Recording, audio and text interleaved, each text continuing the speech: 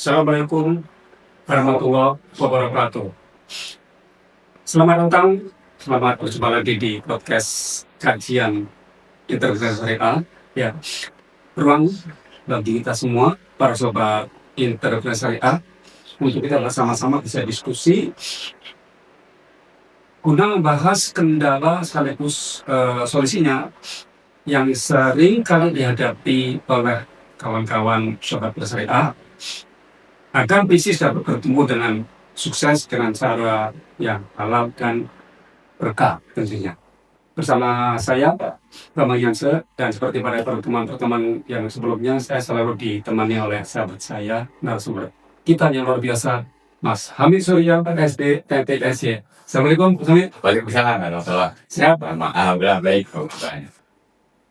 Sobat Internasional, tidak jarang kita melihat atau mendengar iklan yang berlebihan, bombastis, sehingga menarik minat orang untuk membeli produknya atau menggunakan jasanya. Nah,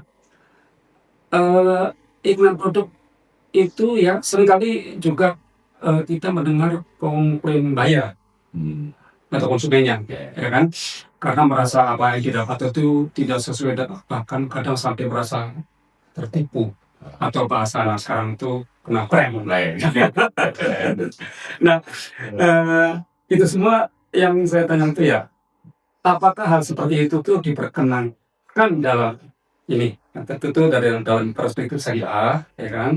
Kemudian bagaimana sebaiknya internal syariah itu mengelola program marketing gitu ya. Sobat bersyariah, mari kita mulai mudah saja diskusi yang menarik ini dengan tema marketing syariah. Jujur itu hebat, luar biasa. Mas Amin, saat ini persaingan bisnis itu makin ketat. Di mana-mana kita ini lain sering dengar, sering gitu. Nah, hampir setiap hari kita melihat berbagai iklan yang menawarkan produk yang mengklaim dirinya terbaik lah, ya kan? Terus harga termurah, gitu kan? Kemudian manfaatnya banyak, pokoknya luar biasa. Nah, dari kesemuanya yang saya sebutkan tadi ya, sebagian orang juga beranggapan bahwa untuk memenangkan sebuah persaingan atau baru pasar, itu promosi harus dibuat sedemikian menarik, gitu kan? Nah, meskipun terkadang juga tadi berlebihan atau bombastis, tidak sesuai dengan kualitas produknya itu sendiri gitu ya. Nah, bahkan ada yang menganggap, wah ini, bahkan ada yang menganggap ini, kejujuran justru membuat produk kita tuh kalah bersaing. Itu waduh. Nah, bagaimana ini kawan-kawan yang sobat Syariah itu sebaiknya memperkenalkan produknya kepada masyarakat, ya kan? Apa benar jujur itu membuat kita kalah bersaing? Pak Bambang dan Sobat Trainer Syariah, dalam perspektif ekonomi syariah, marketing itu bukan hanya sekadar aktivitas untuk memperkenalkan produk saja, tetapi adalah aktivitas untuk menyampaikan manfaat secara jujur dan bertanggung jawab. Tujuannya bukan untuk supaya orang itu tertarik sih iya ya, tapi asal membuat orang tertarik gitu, memperoleh keuntungan sehingga segala cara dilakukan. Nah, tetapi justru untuk menjalin hubungan yang baik dengan customer. Nah, Sobat Trainer Syariah, Rasulullah Shallallahu Alaihi Wasallam dalam sebuah hadis bersabda, "Hendaklah kalian senantiasa berlaku jujur, karena sesungguhnya kejujuran akan mengantarkan kepada kebaikan. Dan sesungguhnya kebaikan akan mengantarkan kita ke surga." Hadis riwayat Bukhari Muslim. Jadi marketing yang sesuai syariah itu harus dibangun di atas kejujuran dan transparansi. Ketika sobat trainer syariah itu memulai usaha, Samit, biasanya mereka memiliki keterbatasan atau kendala, dan itu klasik lah ya. Pertama nih, modal promosi yang terbatas lah ya, atau minim. Kedua, brand. Brand yang belum dikenal oleh masyarakat. Yang ketiga, belum memiliki pelanggan atau konsumen yang loyal atau yang fanatik. Ini ketiga pasti banget Pak ya.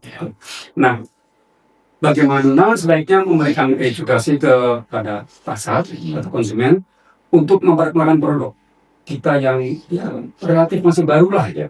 Gitu. Pak Bambang, sebenarnya di era digital ini memungkinkan kita untuk bisa memperkenalkan produk dengan biaya yang tidak terlalu banyak. Karena apa?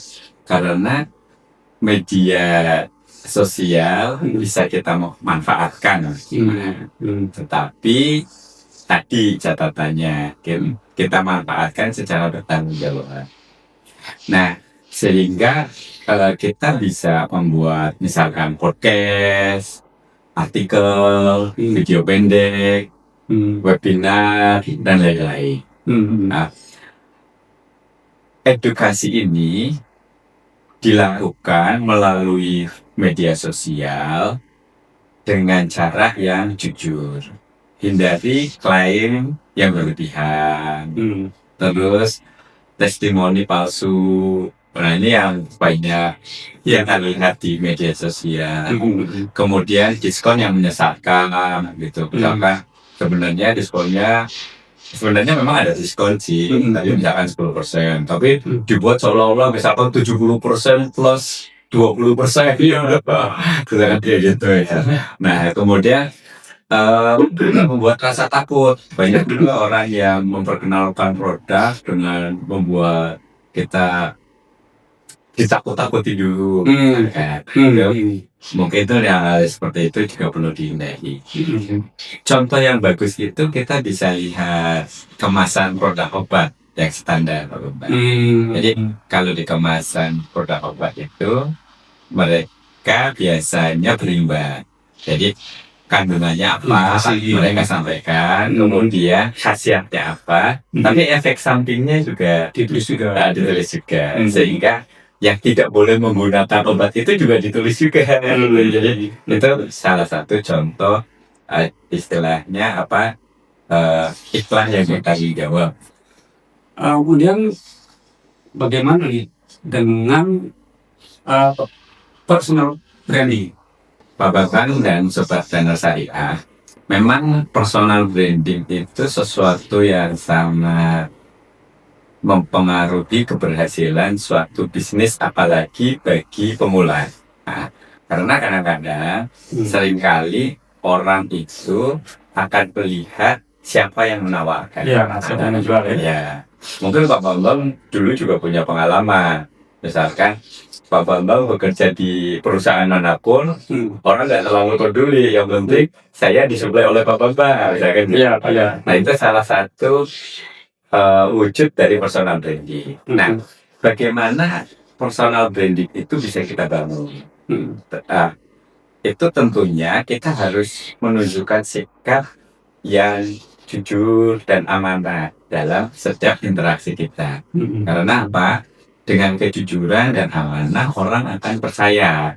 Nah, ketika orang percaya kepada kita, ketika menghadapi sesuatu yang sesuai dengan bidang kita, yang pertama kali di dalam kepala mereka itu pasti nama kita. Nah, itu teman-teman Sobat Trainer Syariah, kenapa personal branding itu penting. Dan personal branding itu hanya dapat dibangun dengan apa? Dengan landasan kejujuran dan tanggung jawab. Oke deh, Mas Amir. Kemudian saya mau tanya lagi begini nih. Bagaimana dengan testimoni untuk memperkuat persepsi terhadap produk yang kita mau jual atau kita pasarkan? Sobat Trainer Syariah, video pendek testimoni itu tentunya sangat penting untuk meningkatkan persepsi terhadap produk yang kita tunjukkan. Nah, sebaiknya testimoni itu dibuat senatural mungkin. Jadi kalau kita memang ingin memperkuat branding kita cari orang yang memang sudah dalam tanda petik puas dengan produk kita, sehingga dia akan natural, akan jujur menyampaikan. Dan tentunya waktunya juga jangan terlalu panjang. Nah, perkara dibuat semenarik mungkin itu sih sesuatu yang sangat dibutuhkan ya saat ini. Hanya saja kontennya itu yang harus jujur. Kalau kita lihat di media sosial, banyak sekali, atau mungkin di toko online gitu ya, banyak sekali yang iklan yang dalam tanda petik ternyata berlebihan. Sehingga ketika kita sudah beli, barang udah nyampe, ternyata loh, kok beda? Misalkan beda warnanya, atau beda ukurannya, atau beda jenisnya gitu.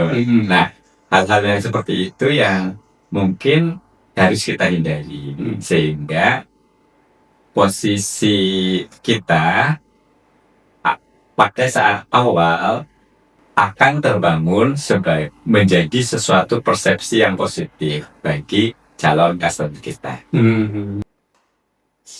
Masya Allah. Jadi sobat entrepreneur syariah, ternyata kalau tidak jujur dalam memperkenalkan produk kita, itu bisa juga berakibat fatal. Maka bagi bisnis kita tentunya, ya. Mas Hamid, tiba pada kesimpulan dan biasa. Apa hal yang penting bagi sobat bersyariah agar dapat menjalankan program marketing yang sesuai dengan perspektif syariah tadi? Sobat dan saya perlu kita yakini dari awal bahwa kepercayaan adalah aset yang paling berharga dalam bisnis kita. Kita bisa ahli, produk kita bisa bagus banget gitu. Kemudian bisa juga produk itu bisa di-deliver sesuai tepat waktu, sesuai keinginan customer. Tetapi ketika kepercayaan itu hilang, semua keahlian kita, semua kualitas yang kita bangun itu akan perlahan-lahan hancur dengan sendiri. Jadi sobat entrepreneur syariah, di dalam kita melakukan program marketing itu yang dibangun adalah kepercayaan terhadap produk kita. Jadi selain kita menyampaikan manfaat dari produk kita, kemudian kita menyampaikan bahwa produk kita itu mensolusikan kebutuhan customer, gitu. Kita juga harus menyampaikan secara jujur kelebihan dan kekurangannya. Jangan takut kita menutupi kekurangan yang ada di produk kita. Kita bisa juga memberikan batasan-batasan bahwa yang cocok untuk menggunakan produk kita adalah segmen pasar kita si A si B, misalkan berdasarkan umur, berdasarkan gender, berdasarkan lokasi dan lain sebagainya. Nah, sehingga hal-hal yang dalam tanda petik iklan yang kayak bombastis, yang kemudian berlebihan, atau testimoni palsu, itu semuanya bisa kita hindari. Jangan sampai kita melakukan itu. Nah, sehingga fokus utama kita adalah membantu customer untuk menemukan sosok solusi yang terbaik, bukan sekadar untuk mengejar hasil akhir nanti bahwa transaksinya harus sekian. Nah, jadi kesimpulannya adalah dengan kita melakukan proses marketing syariah secara jujur dan transparan, itu akan membuat bisnis kita lebih langgeng, lebih sukses dalam jangka panjang dan barokah tentunya. Sobat bersyariah, ya, ternyata benar Pak semua apa yang disampaikan oleh narasumber kita. Jujur itu hebat.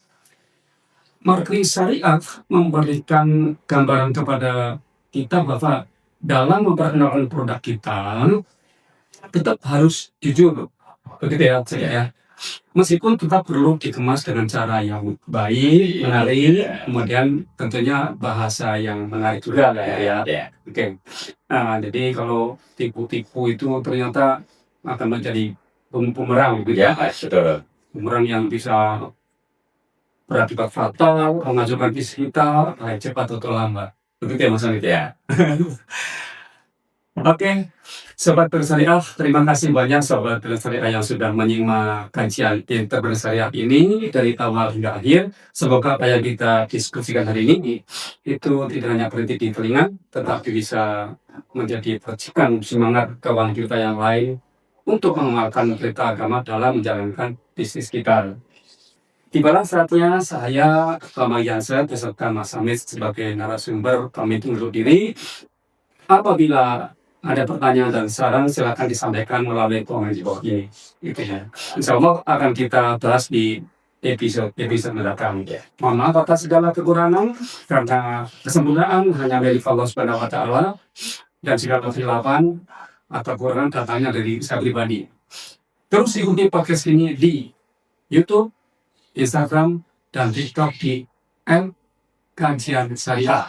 Dan jangan lupa subscribe, like, and share. Sampai jumpa di episode berikutnya yang tentunya akan membahas tema-tema menarik lainnya. Teruslah istiqomah dalam menjalankan bisnis sesuai syariat sebagai wujud amal ibadah kita kepada Allah Subhanahu wa Ta'ala. Intan saya, sukses dan barokah, ilahi taufiq wal hidayah. Wassalamualaikum warahmatullahi wabarakatuh.